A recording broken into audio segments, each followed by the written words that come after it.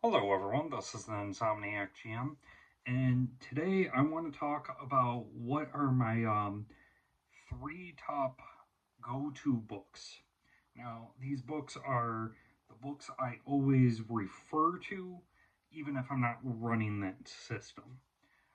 So this is in order. I will say my first one I'm going to name off is kind of cheap, and I'll explain why. So my first, I have GURPS Horror. Now, the reason why I say it's kind of cheap or cheap is I love horror, and I love going through all of my different horror type books and comparing what they say you should do, um, sparking ideas and whatnot. Like for instance, there's one for Pathfinder. I got that. I know I have some others, but the oh yeah, Suede. um, but when it comes to GURPS, I feel like that one gives me the most information I'm looking for. So that's my number one. Now, when I say it gives me information, it talks about the types of games I can run, like if I want to do an alien invasion or um, like there was I have I don't know if it's in this GURPS horror book or a different one I have, but they talk about the it's probably in the other, but it talks about like um atomic age with how they do horror, and it didn't really click to me until reading that. Like it's characters who are specially qualified for the job to handle this threat, and that I'm sorry, I'm like so brain dead right now. Uh, that if they fail, then the threat is real, like Godzilla, for instance, or them. But yeah, great tips. I love going through all my different horror books and comparing them.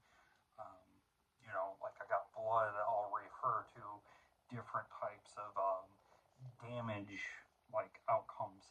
But meanwhile, Suede Horror talks about like for gore, to make it simple, you just roll to see if blood splatters on someone and makes them blind. So there's two ways of handling it.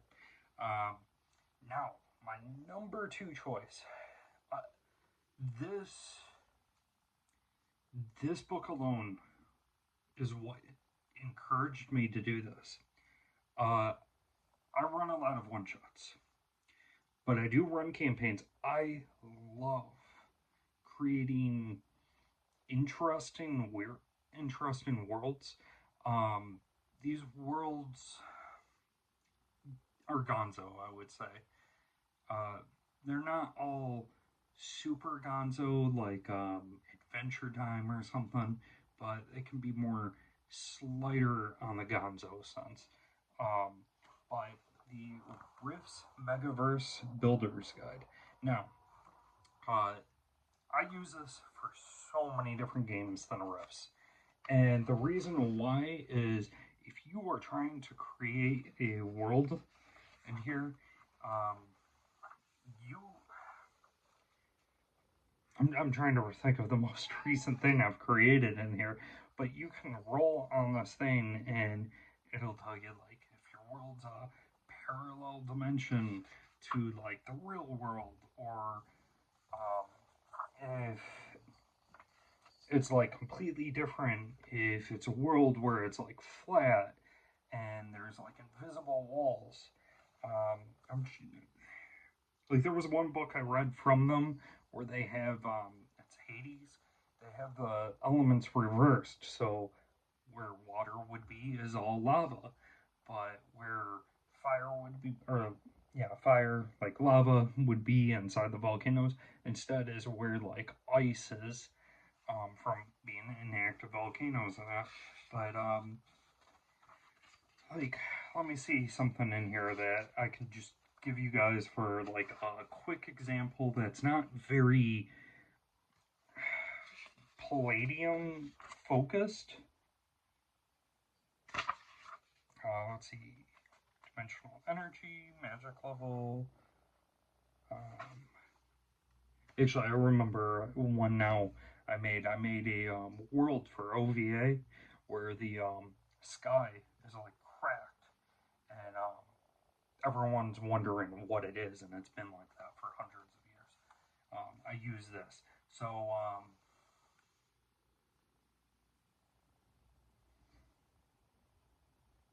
okay, well, this is one I had for it. No magnetism in the world. And when I rolled that, I started questioning why is there no magnetism? I got these cracks, etc., etc.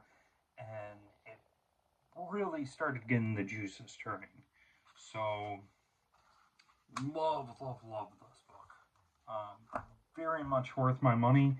And on top of that, my copy is autographed.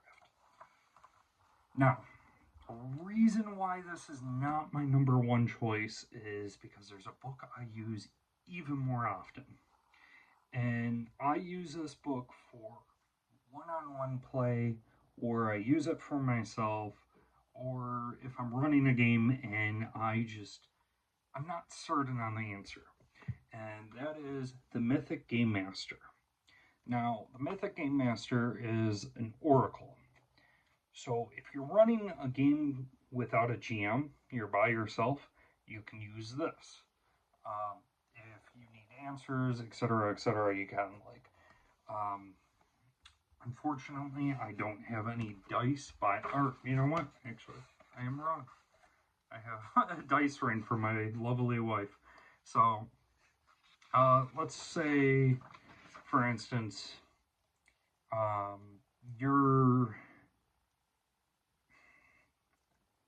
trying to think of the next adventure tone. You're sitting at the table, and the players are like, we completed the mission early. What do we do now? Is there another mission? And you go, oh man, I didn't think of it.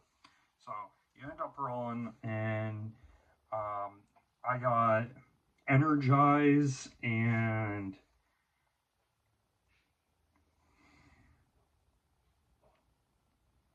sorry.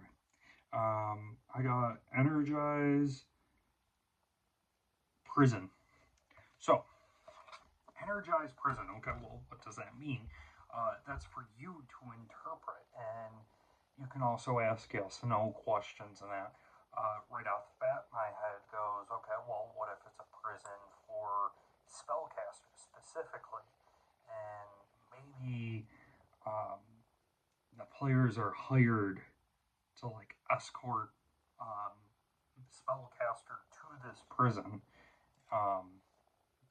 Right there, it gives you ideas. This book is just full of ideas to run on the fly. You can run games for yourself, you can run them for one on ones. I prefer running it one on one because if I run a game one on one, I feel it's too much of me and too much of the other player, and I want that chaos being thrown in, like another player thrown in chaos between me and this other player. And this Oracle is a good way to do that for me. So if the player does an action, I'm not the only one deciding. This thing can help guide me, and it keeps things more interesting. But these are my 3 go-to books that help me with a lot of different games.